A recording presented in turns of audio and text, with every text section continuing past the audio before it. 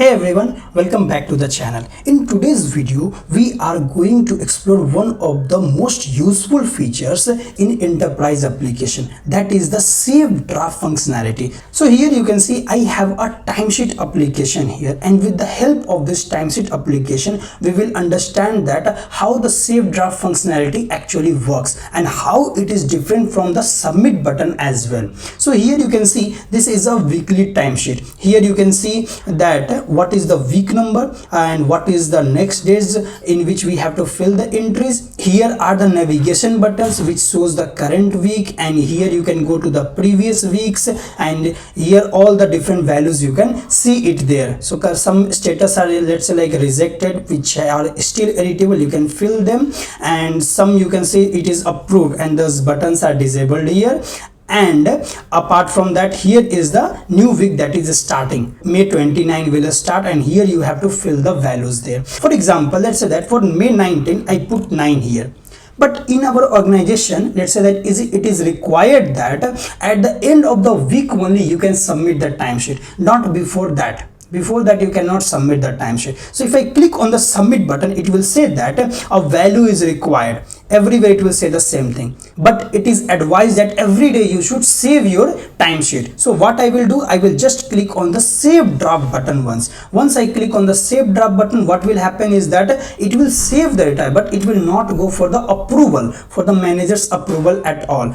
So here you can see in the grid all the saved draft data appears here, and after that if I want to see the submitted, here I can see no data is submitted. If I want to see approved, these are the approved, and if you want to see rejected, you can see that. So this is the draft data, and just now we have submitted some values there. Let's say like for 30 May we want to submit a value, so I will go in my timesheet and let's say that for 30 May this is the value here. I will just click on 9 here and click on save draft. So this value will get saved here, and see for 30 May the value is 9 hours here. So in this way it works. So this is from the grid you can take the actions, or from the home as well you can take the complete action as well, where every time this particular action will be visible to you.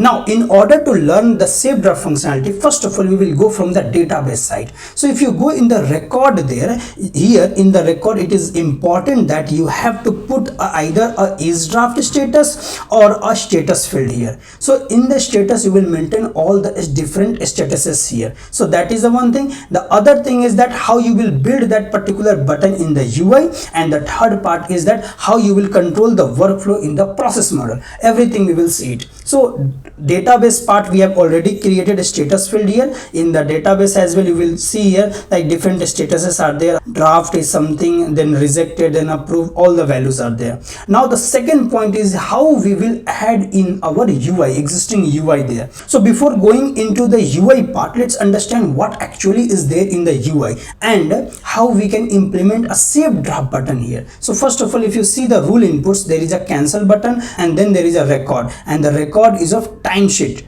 record type. So this is the record type here. Okay, and then let's take the local variables here. So in the local variable, there is local bank today, that is showing the today's date. It is showing the week number. So week number function generally shows that week 21 is there. So that's how dynamic week you can get it, we using this function there. Then there are weekdays. So for this week number, what are all the weekdays? So for this we have created an expression rule to get the weekdays by week num. So these are the different weekdays for that week name. And if I click on the previous button, how this works, see 20 is there, so all the weekdays will change here. So it is dynamic.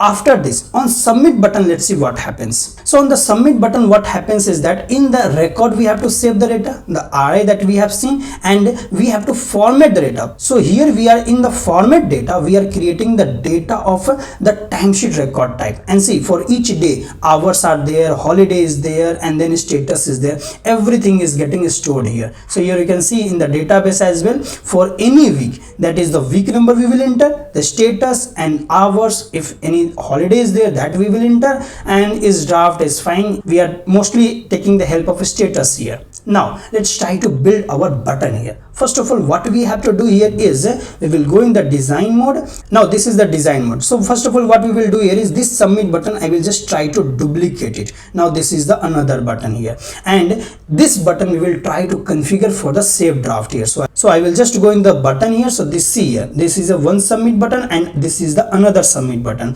This one I will just add a comment as save draft, and here we will, instead of this one, we will write here save draft button, and instead of this paper icon I will add a different icon. I will just add here save and this icon. So you can see the icon will change here, and after that the design, the style as well, I will just keep it here outline. So it will look something like this one here, and color also we can change this one. So let's change the color to secondary. So it will actually look like a save draft button here. Now see, it actually looks like a save draft button. See, when you click on the save draft, still you can see a value is required is showing. That should not show at all. I am saving draft, I am not completely saving the form at all. So what should happen is that, so what will happen, validate, we will keep it here. This validation group we can remove it, and validate as well, you can just keep it here false. It will not validate against anything at all. So you can just click on save draft and all the values will be saved. See, this time no validation have been shown at all here. After that, there is a disabled condition. So basically it says that when a timesheet is approved, then you should not be able to edit or save the draft. So we will just keep it as it is only. So I hope that as of now it is clear to you. What we have seen in the UI how this works, and then we are in the save draft button. Now what actually we have to save here? So in the save, I have taken here RI bank record and then update the data. This whole format data on which this whole loop is running. Okay, so these are all the different format data for all the different parts. So see here, for 19th May it is there. For 20th there is no data at all for 20th May. So what I will do here is for 20th I will just put here 9 and click on save draft. So what it will happen is that for 20th as well, see here, this value got changed to 9 hours. So it will change here. After that, each draft we are keeping here is false, and then status. Okay, so status will not be this one. I have created a separate status constant. So I will just try to use that const bank ma timesheet status, and it will be here draft. So the very first status that is coming here is a draft status here. So that we will put it, and let's see like how the data changes. As of now, we will just click on save some draft once again, and in our RI data, if you see for the 20th May, the status has become now draft here. So these are only the changes you need to do. Whenever you want to save a draft, take a different status there and then save the data. And once you save your changes, then what you have to do, the next thing is we want to configure the process model part here. So let's see that how in the process model it has been configured. So this is the form that we used to see in our application. This form is there configured. After that, you just write the data. First of all, write the data as it is. Whatever you have submitted, no matter what it is, just write the data. For example, let me just go here, and for this particular week I will just try to write a data. For example, 9 is there. I will just click on save draft button here. This form is submitted here. Let's see what actually happened. So if you go in this application, first of all take you to the history part. See, for this 9th data, if you go in the application, for 19th and 20th we have entered the data. How it works here? So for 19th May it has entered 9 hours, for 20th May as well it has entered 9 hours, and status has become draft here. And for all this different value, you can see here all these values are null as of now. No data is there.